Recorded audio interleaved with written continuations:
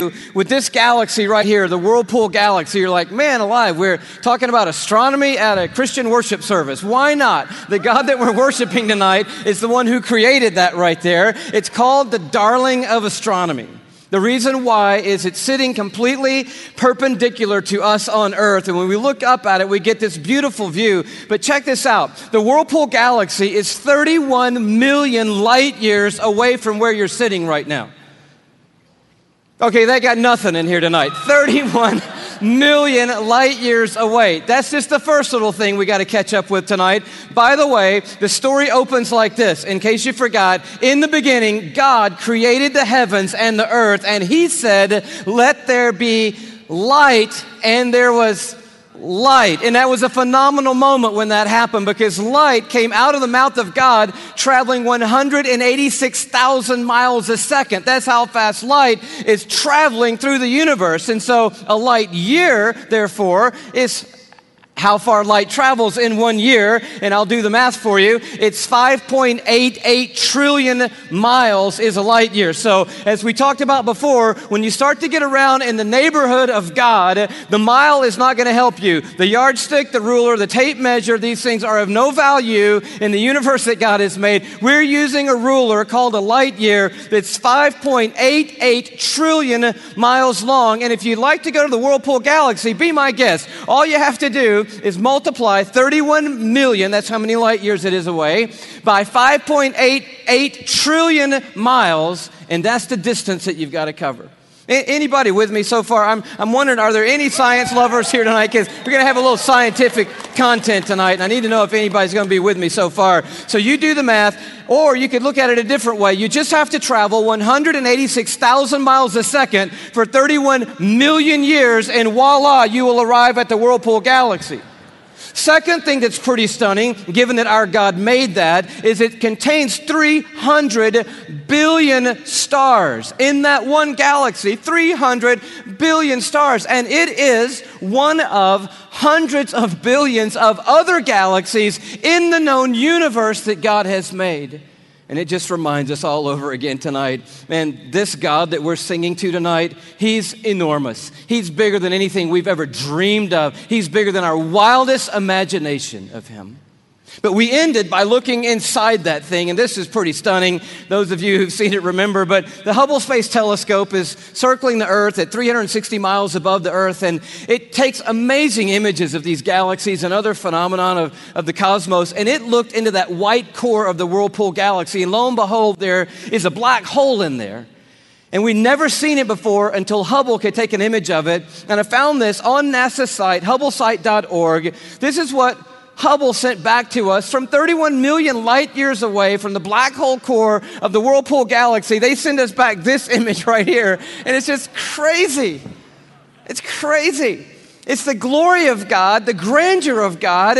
It's the grace of God and the mercy of God everywhere we look. It's the imprint of God in all of creation, everywhere we turn. And tonight we just want to begin with the bigness of God, the grandeur of God all over again. We're going to do it by looking at 4 stars. Can you handle 4 stars tonight? The first one's easy because there's just one star in our solar system, and that star is called the Sun. Thank you very much. Yes, it's our own star. It's there's an image of it for you, by the way. It's a little more fierce than we often think. It's 10,000 degrees Fahrenheit on the surface, but what I want you to see about it is how big it is.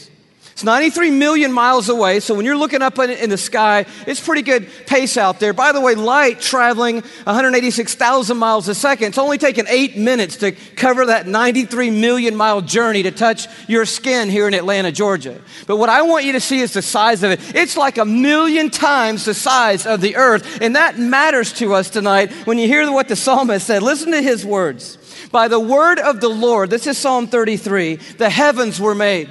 In other words, God didn't lift a finger when He made the universe. By the word of the Lord, the heavens were made. But He goes on to say, their starry hosts by the breath of His mouth.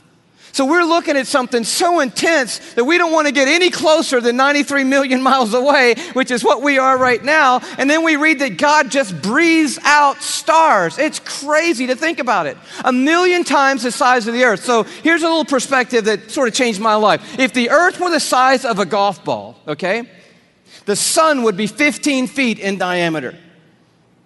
Okay, that didn't seem to move anybody either, so let me try it a different way. Let me just try it just a different way. I thought I might need this, so I brought a golf ball, okay? So all through the evening, this is going to represent Earth, all right? So this is where we are. I need everybody in the building to look as closely as you can and find yourself, okay? And when you found yourself, I want you to nod your head so that I know you've located you on the earth, okay? You nodding your head? Okay, you found yourself. If the earth were a golf ball, the sun would be 15 feet in diameter. That's not 15 feet in diameter. Can we blow that up just a hair, maybe give them 15 feet in diameter? So here's a little perspective for you, okay? Is this working for anybody? Here we are on the earth, and that's the sun. It's so big. It's so big you could put 960,000 Earths inside the sun. So if the earth were a golf ball and the sun were 15 feet in diameter, you could put 960,000 golf balls inside that 15-foot in diameter sun. That's enough golf balls, by the way, because I know that seems like a big number, to fill a school bus with golf balls could fit inside the 15-foot in diameter sun. It's a massive star, and it's one of hundreds of billions of stars in the Milky Way galaxy, our cul-de-sac in the neighborhood called the cosmos that God has made. It's huge, and we're worshiping a star-breathing God tonight. But I want to tell you about the second star, okay? Because the second star absolutely wrecked my life. I heard about it when I was a high school student here in Atlanta. One of our youth leaders did a talk, and he mentioned this star. I didn't know how to talk to God for about 2 months after I heard about this star. It's called Betelgeuse or Betelgeuse. You can pick your pronunciation. I'm obviously going with Betelgeuse, and Betelgeuse is incredible. Here it is in the night sky. I know it doesn't look incredibly ferocious, but it's 427 light years away. So that's 427 times 5.88 trillion miles away from us right now. Draw it in a little closer with the Hubble Space Telescope, and you can start to get a little bit of the feeling of its intensity. But this is the crazy thing about Betelgeuse. Are you ready for this? Betelgeuse is twice the size. Are you ready? You think I'm going to say twice the size of the sun? Oh no, it's twice the size of the Earth's orbit around the sun, Betelgeuse is. It's crazy. If the earth were a golf ball, Betelgeuse would be the height of 6 Empire State Buildings on top of each other. Now, come on, have you seen the Empire State Building? I mean, maybe what you're going to need to do is gather the family, get a golf ball, get some plane tickets, and fly up to New York. And you're going to go into Midtown, you're going to take your golf ball and put it on the sidewalk outside the Empire State Building.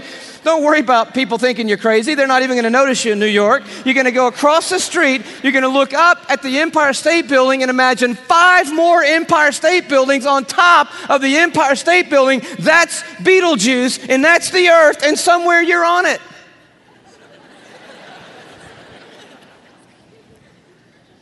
You could fit 262 trillion Earths inside Betelgeuse. So if the earth were a golf ball, that would be enough golf balls to fill up the Superdome with golf balls. 3,000 times.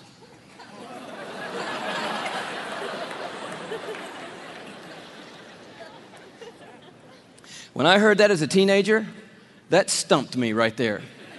Because most of my praying had been advising God, correcting God, suggesting things to God, drawing diagrams for God, reviewing things with God, counseling God. The third star, can you go a little bit bigger with me? The third star is called Musifi. Here it is in the night sky. It's that gold star to the top left. We have the big image of it. It's 3,000 light years away, but I just want you to see it in the span of all these little glittering stars so that you know that at times when you look up at night, it is not just twinkle, twinkle, little star, how I wonder what you are. I'm telling you what you are. What you are is intense and huge and massive and ferocious is what you are. And this one used to be called Herschel's Garnet Star. Check it out. If the earth were a golf ball, Musifi would be the width of 2 Golden Gate bridges end to end. Apparently, you're going to need to go from New York to the West Coast.